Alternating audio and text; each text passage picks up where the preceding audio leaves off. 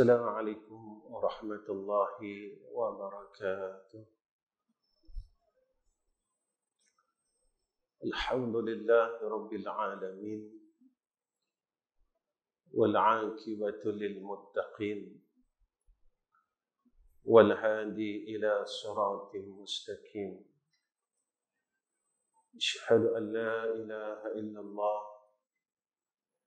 وحده لا شريك له وأشهد أن محمدا عبده ورسوله. اللهم صل على سيدنا محمد وعلى آله وصحبه وسلم. أما بعد. اللهم لك الحمد وإليك المستكى وأنت المستعان ولا حول ولا قوة إلا بالله العلي العظيم.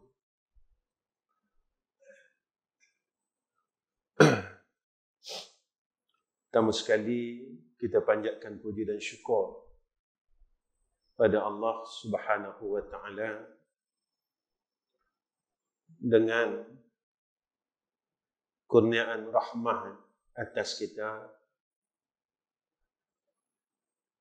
Mudah-mudahan Allah Subhanahu wa taala mengekalkan kurniaan ini sehingga akhir hayat kita, sehinggalah saat kita bertemu dengan Allah Subhanahu wa taala. Tuan-tuan yang saya kasih sekalian, terlebih dahulu saya mengucapkan terima kasih kepada seluruh pegawai takbir Masjid Pengadang Baru kerana masih memberi peluang dan ruang kepada insan ini untuk bersilaturahmi di masjid ini. Mudah-mudahan asbab terhimpunnya kita di dalam masjid ini, kita dapat menagih kasih sayang Allah Subhanahu wa ta'ala. Kita dapat menagih rahmah Allah. Kita dapat menagih keredaan Allah Subhanahu wa ta'ala. Tuan-tuan yang dirahmati Allah, Allah Subhanahu wa ta'ala memberikan kita ruang dan peluang hidup ini agar kita dapat mengikut akan segala perintah daripada Allah Subhanahu wa ta'ala, serta menjadi hamba yang saleh,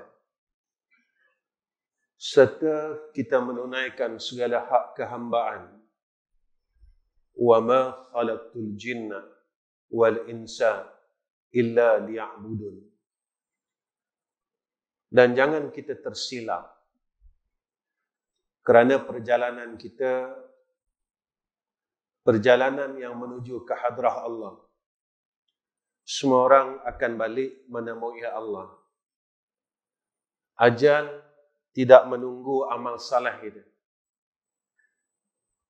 Ajal tidak menunggu taubat kita. Ajal tidak menunggu akan taubat kita, istighfar kita, ibadah dan taat kita. Tetapi kita bertaubat kerana menunggu ajal. Kita beristighfar, berselawat, berbuat baik kerana menunggu ajal. Kita berusaha menjadi hamba yang baik kerana menunggu ajal. Justru itulah saat ajal ini dan masa ajal itu, tarikh ajal itu dirahsiakan oleh Allah Subhanahu wa ta'ala.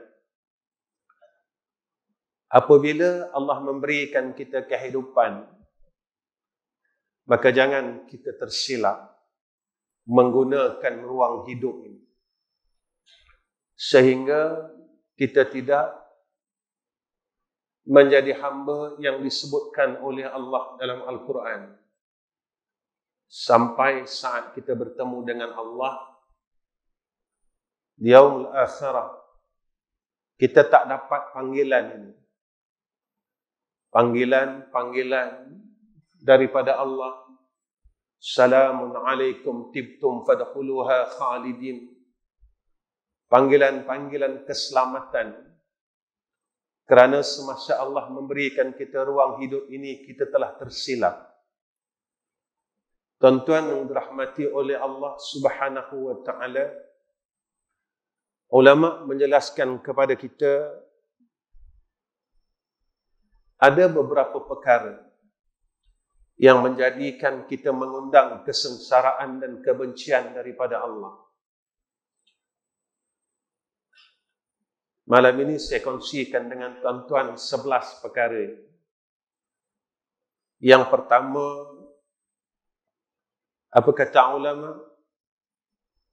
Ketika kita ada 11 perkara ini, maka pada ketika itulah kita akan berada kesengsaraan di akhirat kerana kesilapan kita. Kesilapan di dalam dunia kita boleh perbaiki, tetapi setelah semua orang balik di akhirat, dia tidak ada jalan pulang. Dia tidak ada jalan kembali. Sebab itu Allah bagi tahu kepada kita, farji'na na'mal salihah inna muqinun. Perkara yang pertama iaitu seseorang yang tamak terhadap harta benda dunia ini. Sebab itu Nabi SAW jelaskan kepada kita tentang penyakit wahan itu. Ketika seorang sahabat bertanya kepada Rasulullah, apakah wahan itu ya Rasulullah?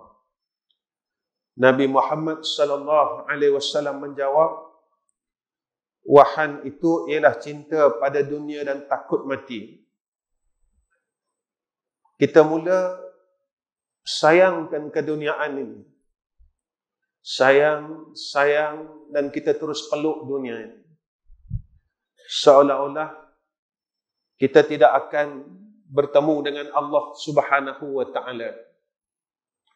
Apabila perasaan ini semakin banyak dan semakin tebal di dalam hati kita, ketika itu kita mula melupakan Allah. Ketika itu kita mula menidakkan cinta Allah. Ketika itu kita mula berpaling daripada mencintai Allah. Kerana terlalu tebal cinta dunia itu dalam hati kita. Sebab itu Sayyidina Rasulina Muhammad sallallahu alaihi wasallam memberitahu kepada kita daripada hadis riwayat Ibnu Majah. Ketika seorang laki-laki datang kepada Rasulullah sallallahu alaihi wasallam, laki-laki ini bertanya kepada Nabi, "Wahai Rasulullah, tunjukkan kepada aku satu perbuatan yang jika aku mengerjakannya, maka aku akan dicintai oleh Allah dan dicintai oleh manusia." Maka Rasulullah menjelaskan kepada dia. Rasulullah kata, zuhudlah terhadap dunia. Nescaya Allah akan mencintaimu. Zuhudlah terhadap apa yang ada pada manusia. Nescaya seluruh manusia akan mencintaimu. Ketika kita mula mengurangkan rasa cinta kepada dunia, kita akan mula dianugerahkan mencintai Allah. Ketika hati kita mula mencintai Allah, ketika itu Allah akan mengkurniakan dan menyelesaikan segala perkara kepada hamba-Nya yang dicintai. Kadang-kala manusia dia terlupa. Dia kata, apabila aku tidak menghala kepada dunia dan aku asyik menghala kepada akhirat. Bagaimana dunia? Mereka lupa ketika manusia itu dan seorang hamba itu semakin hampir kepada pemiliknya, semakin percaya kepada pemiliknya, semakin mencintai pemiliknya, mustahil pemiliknya itu akan meninggalkannya. Ini yang berlaku kepada Rasulullah sallallahu alaihi wasallam. Rasulullah menyebarkan ad-din ini bukan dengan dunia, tuan-tuan, tetapi dengan keikhlasan tauhidnya kepada Allah Subhanahu wa taala. Sehinggalah Allah kurniakan kepada Sayyidina Rasulullah Muhammad sallallahu alaihi wasallam 3/4 dunia. Sayyidina Rasul pernah ditawarkan agar Jabal Uhud itu menjadi emas, tetapi ditolak oleh Sayyidina Rasulullah Muhammad sallallahu alaihi wasallam kerana ketulusan dan keikhlasan dan ketinggian cintanya pada hadrah Allah Subhanahu wa taala. Kasihnya sangat Nabi kepada Allah mengatasi kasih Nabi kepada selain Allah Subhanahu wa taala. Allah siapkan keseluruhannya pada Sayyidina Rasul ini. Ada di kalangan sahabahnya jutawan. Ada di kalangan sahabah ini panglima perang, general peperangan, angkatan tentera. Adanya jurutera dan sebagainya. Inilah kehebatannya.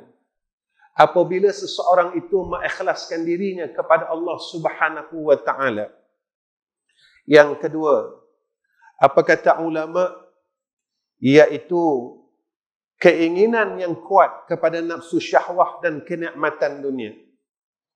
Ketika manusia itu mula syahwahnya ke arah keduniaan, syahwahnya terlalu menggila ke arah dunia. Zaman ini, tuan-tuan, zaman yang disebut oleh Nabi sallallahu alaihi wasallam zaman fitnah akhir zaman. Kadang-kadang kalau kita lihat dalam diri kita sendiri, ruang akal kita penuh dengan pemikiran keduniaan. Dan sedikit daripada ruang akal kita memikirkan tentang akhirat. Saya tanya diri saya dan tuan-tuan tanya diri tuan-tuan. Daripada kita bangun tidur, pagi tadi sehingga sekarang, berapa perkarakah kita memikirkan tentang akhirat? Dan berapa jamkah dan berapa banyakkah masa kita memikirkan tentang dunia? Kita sendiri tahu jawapannya. Kerana kita yang melakukan perkara tersebut. Sebab itu, apabila ruang akal kita sentiasa berfikir tentang perkara yang kita akan tinggalkan dan semua orang percaya, alam ini dia akan tinggalkan. Tetapi benda yang dia nak tinggalkan, yang ia fikirkan setiap hari, melebihi akan alam yang dia akan kekal di sana. Sebab itu, saya pernah bercakap dengan diri saya dan tuan-tuan, kita kemaskan akan keperluan keduniaan, tetapi kita tak kemaskan akan keperluan akhirah kita. Kita terlupa tentang rumah kita di sana, kenderaan kita, harta kita, keluarga kita, di yaumul akhirah. Apa yang kita buat? Kita rasa seolah-olah kita pasti telah selamat dekat sana. Tuan-tuan, kalau kita lihat dari ibadah kita sendiri, semayang rawatib pun masih tak cukup, tuan-tuan. Amalan-amalan kita masih tidak ada pun. Selawat, zikrullah, ibadah. Apa yang kita buat dengan Allah? Apa yang kita kembalikan akan nikmat ini kepada Allah?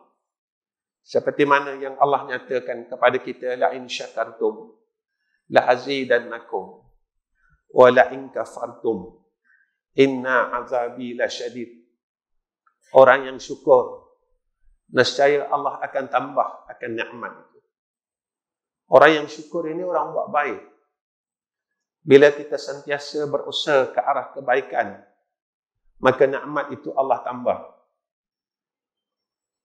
Hatta baiknya Allah kepada kita, jika salat sunat, mahupun salat fardu, tuan-tuan.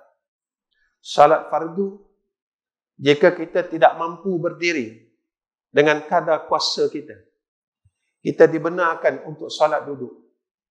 Salat sunat, kamu boleh pilih jika kamu hendak berdiri atau hendak duduk. Tetapi kita memilihnya untuk tidak melakukannya. Kita memandang bahawa kurnia yang Allah berikan kepada kita bukan pilihan yang Allah berikan kepada kita. Aku berikan umur yang ada pada kamu untuk supaya kamu bersyukur dengan Allah Subhanahu wa ta'ala. Tetapi kita lebih menidakkan dia, kerana kita merasakan seolah-olah kita telah selesa bila kita balik bertemu dengan Allah Subhanahu wa ta'ala. Yang ketiga, orang yang apabila ia berada di dalam kesengsaraan dan kebencian, maka pada ketika itu dia gemar bercakap perkara yang tidak memberi faedah, dan mereka suka membuat perkara-perkara yang dilarang oleh Allah dengan perkataan, memberikan fitnah dan sebagainya. Tuan-tuan, hari ini kita tak cakap perkara yang berdosa, tapi kita telah bercakap perkara yang tidak memberi faedah langsung kepada akhirat. Kita tak gunakan lisan kita untuk menjadi modal agar kita kaya di yaumul akhirah. Kita tak guna lisan kita yang Allah berikan secara percuma supaya kita ini kaya di akhirat. Inilah yang kita buat daripada muda sampai sekarang. Kita tak mampu, tuan-tuan. Kita tak mampu dan terus tak mampu. Alasan kita kata lemah iman. Alasan ini yang kita berikan puluhan tahun. 40 tahun dulu pun kita kata lemah iman. Sekarang pun bila ditanya kenapa tak boleh berbuat amal saleh, saya lemah iman. Bilakah alasan ini akan lapuk di dalam jiwa kita? Bilakah alasan ini akan hilang di dalam jiwa kita? Apakah alasan lemah iman ini akan hilang setelah roh itu dicabut daripada jasad?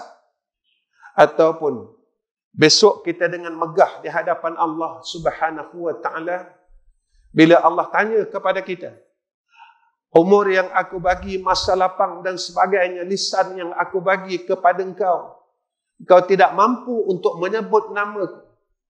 Kenapakah wahai fulan bin fulan? Apakah kita dengan bangga kita akan berkata di hadapan Allah, ya Allah, aku lemah iman. Ya Allah, aku lemah iman.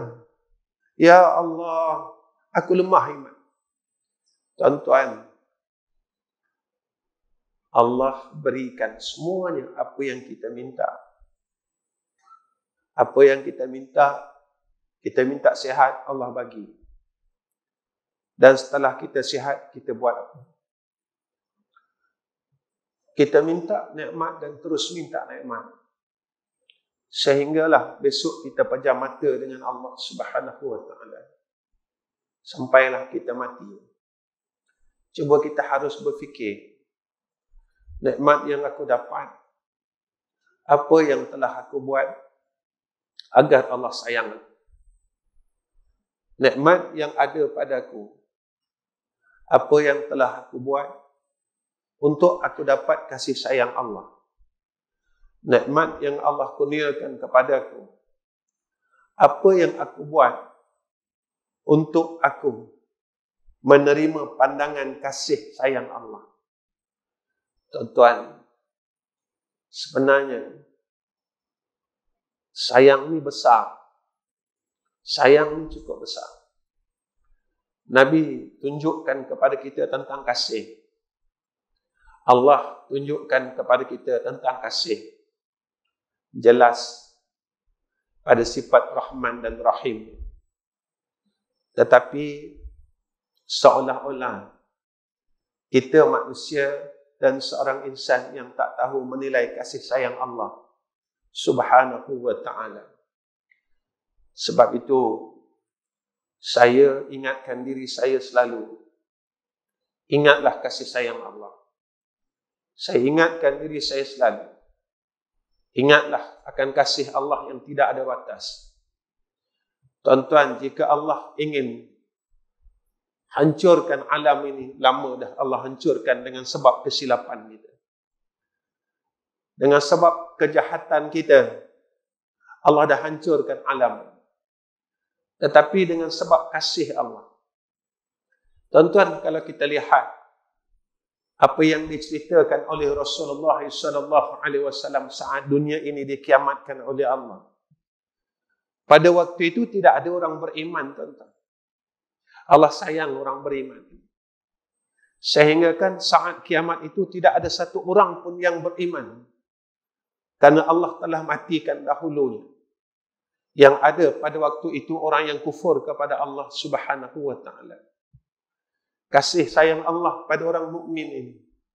Sayang Allah, sayang Allah, sayang Allah, dan Allah terus sayang itu. Tuan-tuan yang dirahmati oleh Allah Subhanahu wa ta'ala, yang keempat, orang yang sengsara dan dibenci oleh Allah, iaitu orang yang mengambil mudah tentang salat 5 waktu. Mereka rasa salat ini satu perkara yang biasa. Semayang ini satu perintah sahaja. Lepas aku salat, selesai. Aku tak ada dosa dah. Aku tak masuk neraka dah. Tuan-tuan, salat ini satu ibadat yang paling istimewa. Ibadat lain turun dengan wahyu. Salat ini berlaku dengan Isra' dan Mi'raj. Nabi terima salat, tuan-tuan, dengan jalan menerima Isra' dan Mi'raj. Kata ulama tasawuf, tawajjahtu min haitsu syi'ta. Salat ini kita menghadap ke hadrah Allah Subhanahu wa ta'ala. Salat ini, tuan-tuan, Masya Allah, satu ibadat yang cukup hebat. Cukup hebat. Sebab itu, ulama pesan kepada kita, perbanyakkan sujud. Perbanyakkan sujud. Perbanyakkan sujud. Sehingga Nabi nyatakan kepada kita, doa yang mustajab adalah doa ketika sujud. Tuan-tuan, salat ini sebenarnya, apabila kita teliti dan terus teliti, rupanya ketika kita mula mengerjakan salat, pada waktu itulah kita mula menghantar perasaan rindu kita pada Allah Subhanahu wa ta'ala. Kita menghantar perasaan syauqun kita kepada Allah Subhanahu wa ta'ala. Kita merindui Allah. Kita merindui Allah. Kita merindui Allah. Rindunya Sayyidina Rasul itu. Kita lihat bahawa Nabi sallallahu alaihi wasallam salat sehingga tidak sedar mudarat kedua kaki, bengkak kaki. Beza kita salat, tuan-tuan, maka kita salat kerana untuk melepaskan diri kita daripada masuk neraka Allah. Kita salat kerana sebab ia wajib. Jika mana ia tidak wajib, maka kita tidak akan sujud kepada Allah Subhanahu wa ta'ala. Tetapi apa yang Nabi ajar kepada kita tentang peristiwa penerimaan salat ini, jelas kepada kita bahawa Nabi sallallahu alaihi wasallam meletakkan salah itu, melepaskan rindu Nabi sallallahu alaihi wasallam kepada Allah kerana kasihnya Nabi kita Muhammad sallallahu alaihi wasallam. Kasihnya Nabi Muhammad sallallahu alaihi wasallam kepada Allah Subhanahu wa ta'ala. Tuan-tuan yang dirahmati oleh Allah Subhanahu wa taala, yang kelimanya iaitu mereka yang bersubhah dengan orang-orang yang jahat. Ketika kita ini bersubhah dengan orang-orang yang jahat, pada ketika itu tuan-tuan, kita beroleh kebencian dan kesengsaraan di akhirat. Kebencian dengan Allah, Allah membenci kita. Apa yang saya nak kaitkan dengan perkara ini tuan-tuan? Kita ingat tak zaman muda kita dulu? Kita pernah ajar kawan kita buat jahat. Dan jika sampai hari ini kejahatan itu tidak berhenti, disebab kita yang menunjukkan jalan itu, nescaya dosa itu akan kembali kepada kita sehingga saat ini. Pernah satu hari tuan-tuan, di kalangan seorang pemuda datang jumpa saya. Ustaz, saya ada kawan-kawan yang dulu saya ajarkan satu perkara kejahatan, sampai sekarang mereka buat lagi. Ustaz, macam mana nak buat? Saya kata, berjumpalah dengan mereka. Mintalah berlepas kepada mereka. Pada hari ini aku berlepas segala kejahatan yang pernah aku tunjuk kepada kalian. Dan bertaubatlah kepada Allah. Agar perkataan itu melepaskan kita besok didakwa oleh Allah Subhanahu wa taala di yaumul akhirah. Mereka akan tarik kita. Mereka kata, ya Allah, asbabkan dia yang menunjukkan jalan kejahatan ini kepada aku, maka aku berbuat jahat. Dulu aku tak tahu, ya Allah. Aku tak tahu yang tu jahat. Dan ketika aku tahu dengan sebab dia yang mengajarnya, ya Allah, maka engkau heritkan dia sekali ke dalam neraka-Mu, ya Arhamar Rahimin. Tapi perkara-perkara ini kita lupa tuan-tuan. Antara jariah yang berpanjangan bukan sekadar amal salat. Jariah yang berpanjangan ada bahagian maksiat, ada bahagian amalan. Kita berbuat maksiat dan orang lain ikut. Kita buat kejahatan, orang lain ikut. Maka ia menjadikan jariah kemaksiatan yang berpanjangan. Tetapi kita kata tak ada apa-apa. Orang sekarang dia berani tuan-tuan. Orang sekarang berani buat maksiat.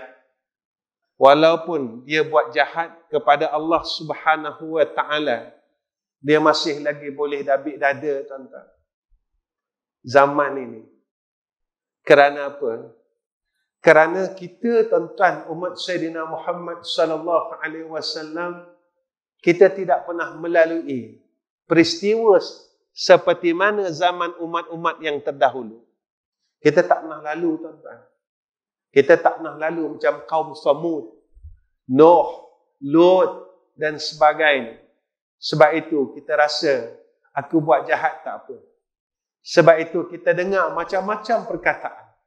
Penghinaan kepada agama, menghina Sayyidina Rasulina Muhammad sallallahu alaihi wasallam. Pada tatkala itu berlaku bermacam-macam perkara. Sehingga kan apabila kita lihat perkara-perkara itu, jika Allah ingin hancurkan alam ini dengan sebab kejahatan kita, nescaya Allah boleh hancurkan. Tetapi Allah ampunkan kita. Allah maafkan kita lagi. Maaf, maaf, maaf dan terus maafkan sehinggalah hari ini. Tuan-tuan yang dikasihi oleh Allah Subhanahu wa taala, yang keenam, apa kata ulama? Iaitu mereka yang dibenci oleh Allah, iaitu mereka yang masih istiqamah dengan perangai-perangai yang buruk. Sebab itu Imam Al-Ghazali rahimahullahu ta'ala menyatakan kepada kita tentang sifat mazmumah. Tuan-tuan, kita ni kalau tengok diri kita tuan-tuan, sifat mazmumah yang ada dalam hati kita tak selesai. Dengan ujub, riya, takabur, kasih pada dunia, hasad dengki, kuat marah, banyak perkata yang sia-sia, cintakan pangkat, tidak redha dengan Allah. Tuan-tuan, sifat mazmumah ini dosa, tuan-tuan. Sifat mazmumah ini dosa yang kita semua orang tak nak peduli. Tuan-tuan, ketika kita mulai herankan diri, ketika itu kita melakukan dosa. Tapi pernah tak kita rasa yang tu dosa? Ketika kita sombong, kita telah melakukan satu dosa. Pernah tak kita rasakan ia satu dosa? Ketika kita sayang dengan keduniaan, ketika itu kita telah melakukan satu dosa. Pernah tak kita rasa ia satu dosa? Ketika kita mula hasad, pernah tak kita merasakan ia satu dosa? Ketika kita mula ada iri hati, pernah tak kita merasakan ia satu dosa? Ataupun kita tak rasakan apa-apa pun. Tuan-tuan, berhati-hati perkara ini. Ketika seseorang yang berbuat dosa dan tidak merasakan ia satu dosa, maka tanda rahmat itu mula diangkat daripada hidupnya. Saya ulang lagi sekali. Ketika seseorang yang melakukan dosa dan dia tak merasakan ia satu dosa dan kesalahan, maka itu tandanya rahmat Allah mula dicabut daripada dirinya dan hidupnya.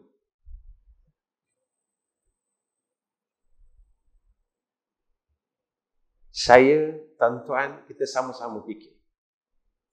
Sebab itu saya suka sebut perkara ni.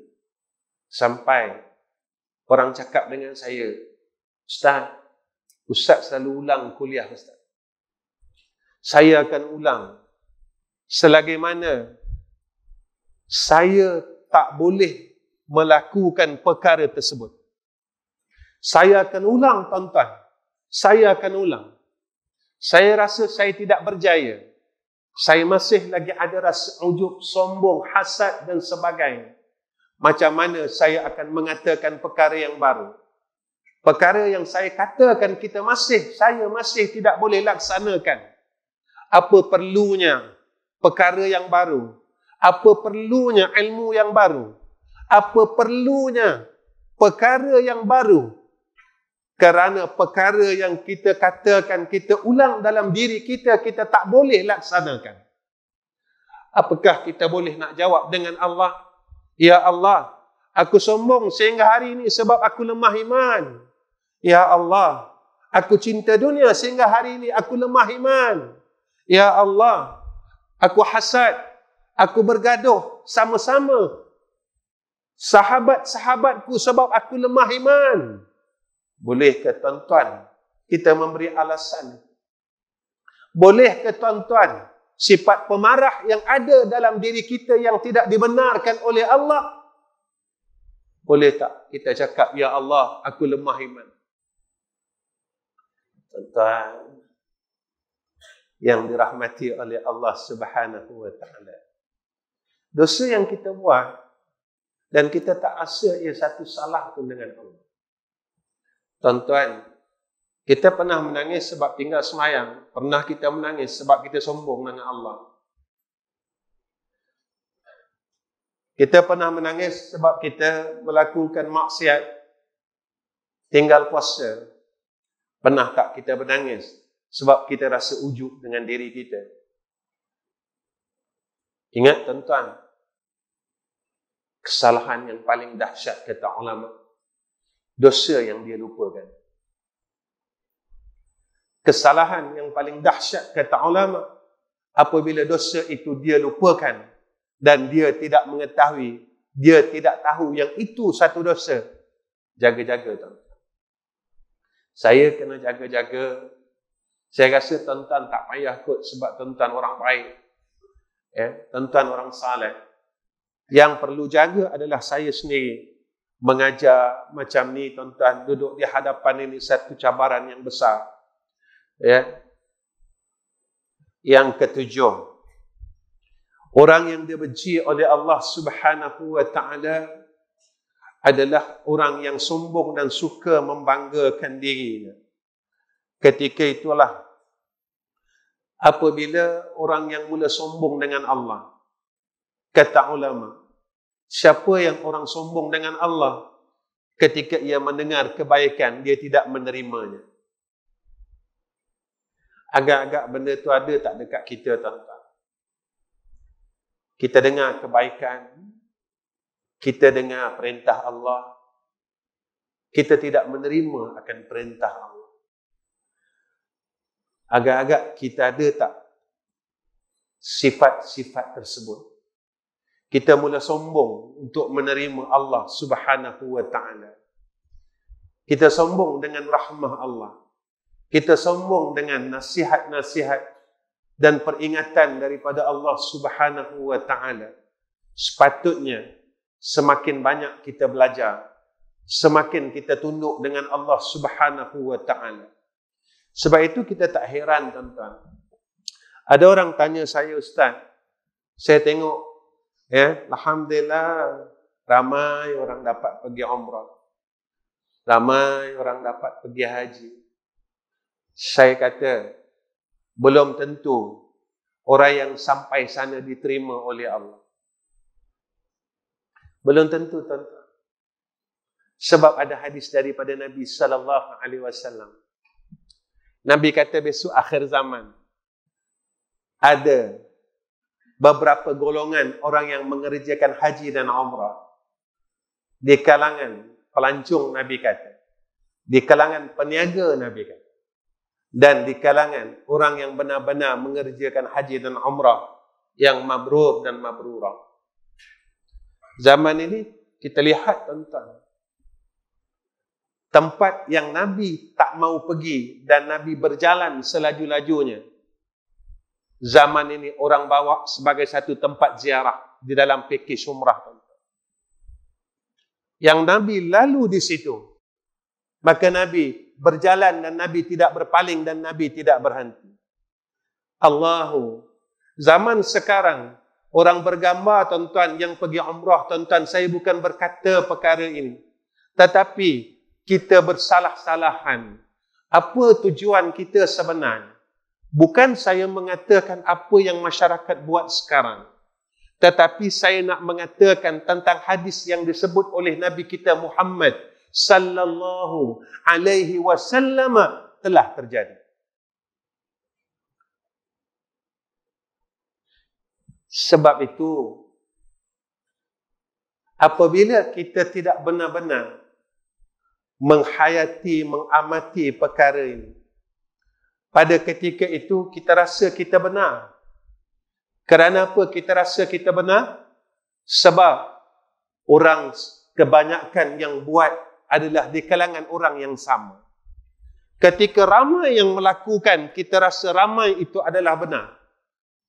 Tetapi apa yang disebut oleh Nabi bukan ramainya, tetapi apa yang disebut oleh Nabi berkenaan dengan hadis pada al-Islam ghariba wa sayaudu kama bada'a ghariba fatuba lil ghuraba fatuba lil ghuraba fatuba lil ghuraba.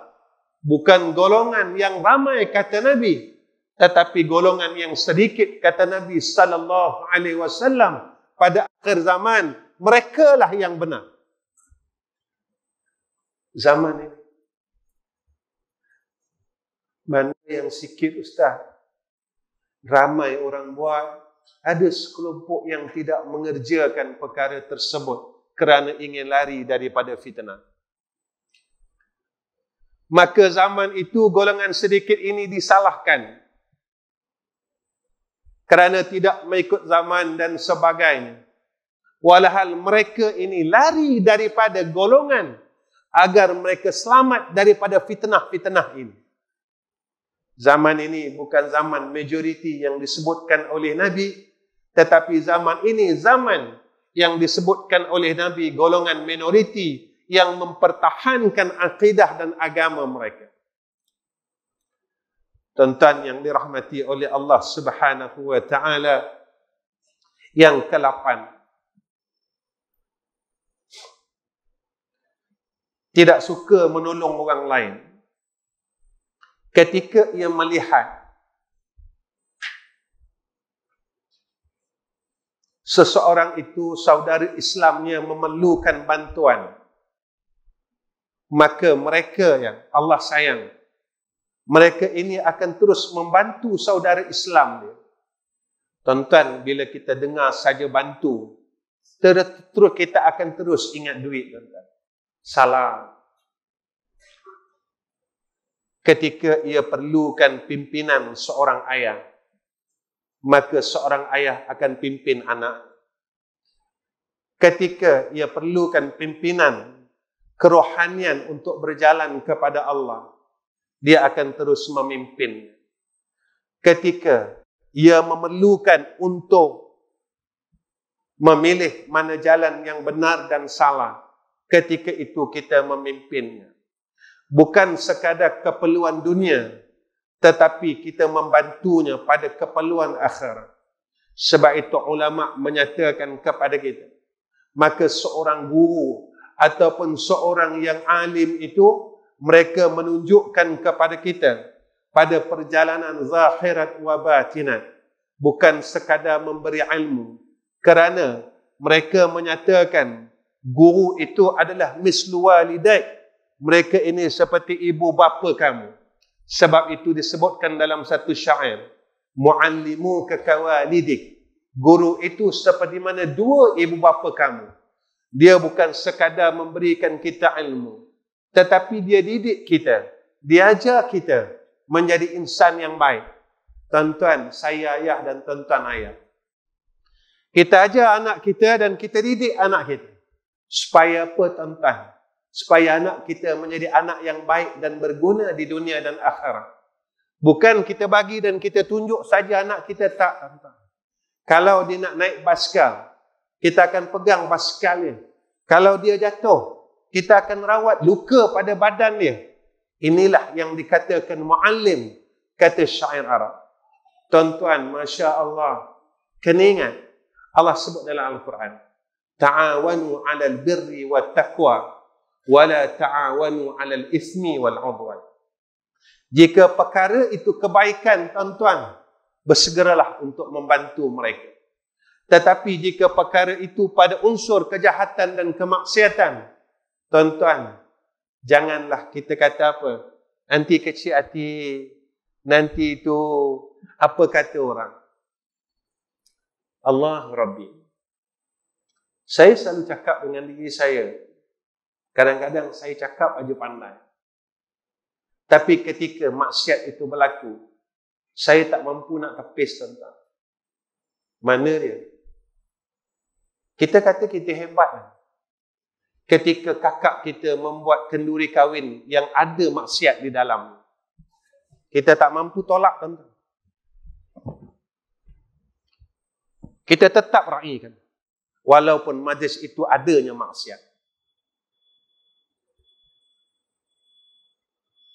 Kita memberi sumbangan lagi, tuan.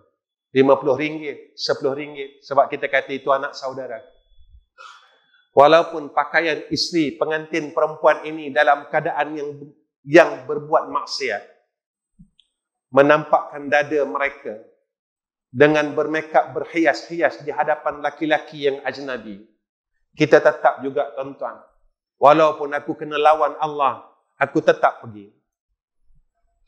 Kita tak boleh seperti mana yang diperintahkan oleh Nabi dan diperintahkan oleh Allah. Ta'awanu 'alal birri wat taqwa wala ta'awanu 'alal ithmi wal 'udwan. Kita tewas, tuan-tuan. Kita tewas kerana kita kata apa?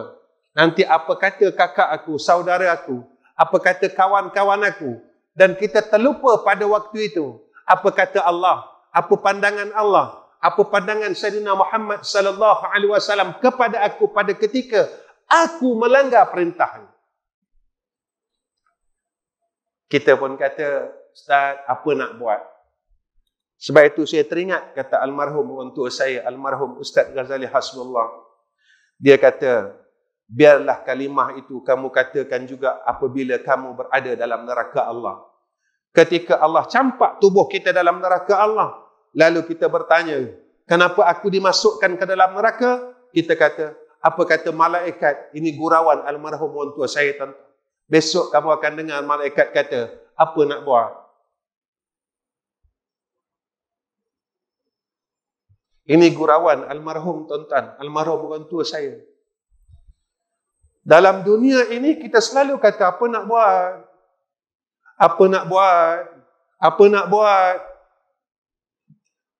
Tidak ada istilah apa nak buat. Perkara yang kita perlu buat telah ditunjukkan oleh Allah dan Rasul. Ni tuan-tuan. Tak maaf tuan-tuan. Sebab saya melihat dengan kepala saya sendiri. Seorang yang hafal Al-Quran 30 juzuk. Apabila berkahwin. Sanggup memakai perhiasan yang beruperantai ketika ia berkahwin. Seorang yang hafal 30 juzuk. Seorang laki-laki. Pengantin laki-laki mampu cukup mengikut kehendak keluarga. Sehingga memakai inai pada tangan pengantin laki-laki. Apabila kita tanya tuan-tuan, mereka berkata apa? Apa nak buat ustaz? Ini permintaan keluarga ustaz. Anak perempuan kita memakai tudung yang pendek sehingga nampak dada-dada mereka. Bentuk-bentuk dada. Dan kita biarkan anak-anak perempuan kita menunjukkan tubuh-tubuh mereka di hadapan tetamu-tetamu yang boleh ia nikahi. Kita kata apa? Apa nak buat? Tuan-tuan, kita rasa kita hebat. Kita memang orang semayang. Kita memang orang puasa. Tapi kita kalah ketika kita mengkahwinkan anak kita. Saya tak suruh tuan-tuan setuju dengan saya. Saya tak suruh tuan-tuan ikut saya. Tetapi ikutlah Allah dan Sayyidina Rasulina Muhammad sallallahu alaihi wasallam. Tuan-tuan, dalam masalah perkahwinan ini, bila saya mengatakan perkara ini, pernah orang menyoalkan tentang peribadi saya. Ustaz, kahwinkan anak macam mana? Saya ada 4 anak perempuan, tuan-tuan. Keempat-empat anak perempuan saya nikahkan mereka tanpa ada apa-apa permintaan daripada saya. Cuma saya minta kepada menantu-menantu saya, boleh tak membantu agama Allah dengan engkau mengambil anakku sebagai isterimu? Jika syarat itu engkau boleh penuhi sehinggalah titik darah yang terakhir, maka aku terima engkau sebagai anakku di dalam keluarga ini. Kalau tuan-tuan tak percaya, kata saya sebagai satu rekaan, tanya menantu saya, berapa ringgitkah saya minta sebagai hantaran dan perbelanjaan perkahwinan? Jika adalah disebut 1 sen sekalipun, tuan-tuan, saya telah berbohong pada malam ini. Alhamdulillah, Allah kurniakan kepada saya sekarang 13 orang cucu, tuan. Apabila perkara-perkara ini, tuan-tuan, kita terlalu terlepas pandang. Perkara yang menyebabkan kita melanggar perintah Allah Subhanahu wa ta'ala. Kita memudahkan orang lain adalah satu rahmat daripada Allah. Tuan-tuan yang dirahmati oleh Allah Subhanahu wa ta'ala. Yang ke-10. Sikit lagi saya berhenti, tuan-tuan. Yang ke-10, Allah cukup benci pada orang bakhil dan kedekut. Kenapa? Sebab dia lupa. Manusia yang bakhil dan kedekut ini dia lupa. Harta yang Allah bagi kepada dia adalah daripada Allah. Bukan kita punya sebenarnya, tuan-tuan. Tetapi kita mula bakhil dengan Allah, bakhil dengan Allah, bakhil dengan Allah. Bulan ini kita dipanggil bulan korban. Bila harga lembu itu mahal, kita mula berkira-kira, tuan. 800 mahal ustaz. 900 mahal ustaz. Guru saya dia pesan saya macam ni, tuan-tuan. Masa tu kami dah buat umrah. Lalu driver taksi ni, tuan-tuan, dia minta tambang lebih daripada kadar biasa. Sepatutnya RM50. Hari itu dia minta RM100. Saya balik, saya beritahu dengan syekh kami. Syekh, tadi kami bergaduh sikit dengan driver taksi di Makkah. Kami nak buat umrah ke Tana'im. Kerana dia minta lebih pada kadar biasa. Syekh kata, apa kat saya, tuan-tuan? Bodohnya kamu. Terkejut kami, tuan-tuan. Bodohnya kamu. Bila aku tanyakan kepada kamu, apakah kamu melakukan umrah setiap hari? Saya kata, tak, Syekh. Ketika peluang kebaikan yang Allah berikan kepada kamu yang tak diberikan pada orang lain, ketika itu kamu melepaskan peluang untuk melebihkan pahala umrah yang Allah kurniakan kepada kamu lebih pada orang lain. Orang lain bayar teksi RM50, tetapi Allah tentukan kepada kamu RM100 dan diberikan, dihimpunkan dalam pahala umrah yang sama, kata. Alangkah bodohnya kamu. Nangis saya, tuan-tuan. Saya tak nampak benda ni. Kita belajar apa, tuan-tuan? Teksi menipu, haram, itu dan ini. Guru saya kata, itu antara dia dengan Allah.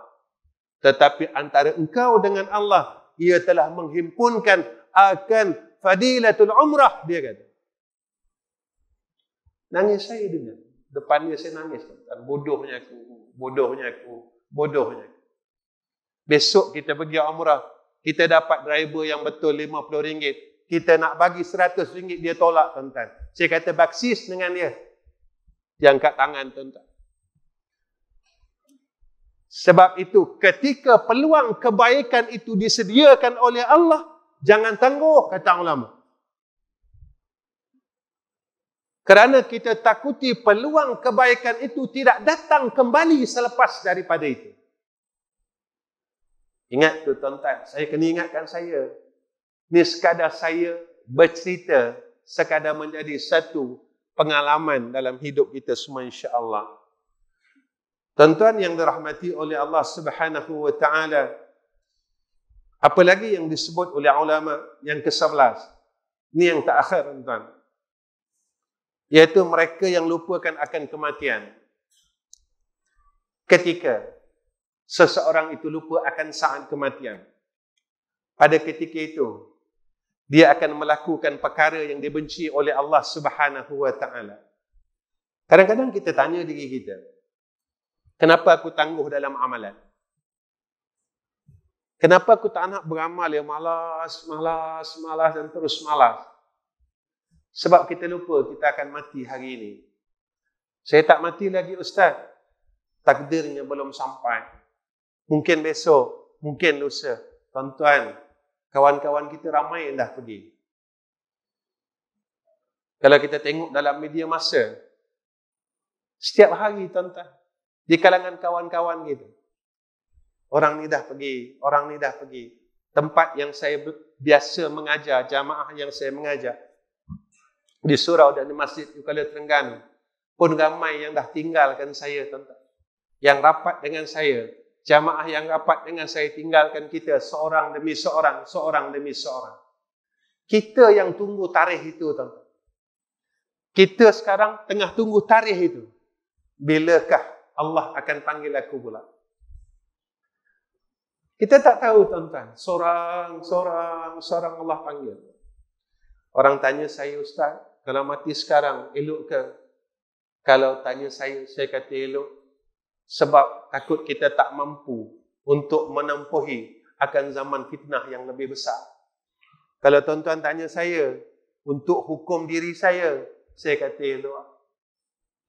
Kalau saya takut tak mampu untuk menghadapi zaman fitnah yang lebih besar yang akan datang, yang untuk kita hadapi. Macam-macam sekarang berlaku, tuan-tuan. Jadi tuan-tuan yang dikasihi oleh Allah Subhanahu wa taala, saya rasa cukup setakat ini pertemuan saya dengan tuan-tuan pada bulan ini. Terima kasih dan terima kasih pada semua jamaah. Minta maaf dan terus minta maaf. Mungkin apa yang tuan-tuan harapkan daripada saya, tuan-tuan tak dapat pada malam ini. Sekadar perkongsian orang-orang bodoh. Saya kongsikan banyak perkara bodoh lah. Perkara yang bodoh, perkara bukan orang alim yang kongsikan. Tapi orang tak tahu apa-apa. Maka mudah-mudahan perkara yang saya kongsikan, walaupun daripada insan yang bodoh ini, jika ada kebaikan, Mudah-mudahan kita sama-sama untuk istiqamah beramal untuk mendapat kasih daripada Allah Subhanahu wa taala. Tuan-tuan yang saya kasih sekalian, yang terakhir, saya tolong minta doa untuk keseluruhan madrasah kami, khususnya Madrasah Darul Atiq Dawah Center yang ada di dalam pembinaan di Kampung Gemuruh di Kuala Terengganu. Sebagai pengetahuan tuan-tuan yang tak pernah sampai ke madrasah, proses pembinaan surau kita dah hampir 60%. InsyaAllah pada pandangan saya dan pada firasat saya, InsyaAllah akan selesai keseluruhannya pada hujung tahun ini, surau sahaja. Ya, surau itu insya-Allah saya rasa akan selesai pada hujung tahun ini insya-Allah. Sebab pembinaannya agak bangunan reka bannernya agak seni sedikit. Agak seni sedikit sebab kita bina dengan 3 tingkat atau ada 3 kubah yang di hadapan dalam keadaan surau yang tinggi. Jadi sena banner tu agak terlalu sedikit seni. Jadi mengambil masa sikit, masa untuk buat itu. Jadi tuan-tuan tolong doa dan terus doa. Saya nak minta doa tuan-tuan insya-Allah. Jika tuan-tuan ada kelapangan ziarah dan datang madrasah, tolong angkat doa. Itu saja yang saya mau. Tuan-tuan datang ke madrasah, tolong angkat doa. Ya Allah, jika apa yang orang ni buat betul, maka tolonglah tempat ini. Ya Allah, jika mana apa yang dia buat ini betul pada engkau ya Allah, maka kau bantulah tempat ini, kau bantulah akan bumi itu ya Arhamar Rahim. Wa akhir kalam. Assalamualaikum warahmatullahi wabarakatuh. Bismillahirrahmanirrahim. Alhamdulillahirabbil alamin. Wassalatu wassalamu ala asyrafil anbiya'i wal mursalin wa ala alihi wa sahbihi ajma'in. Allahumma inna nas'aluka imanan kamilan وقلبا خاشعا ويقينا صادقا ودينا قيما ورزقا حلالا طيبا اللهم جملنا بالعافية والسلامة وحققنا بالتقوى والاستقامة وأعزنا من موجبات الندامة إنك سميع الدعاء اللهم سلمنا من كل فتنة الدنيا وعذاب الآخرة وصلى الله على سيدنا محمد وعلى آل سيدنا محمد والحمد لله رب العالمين.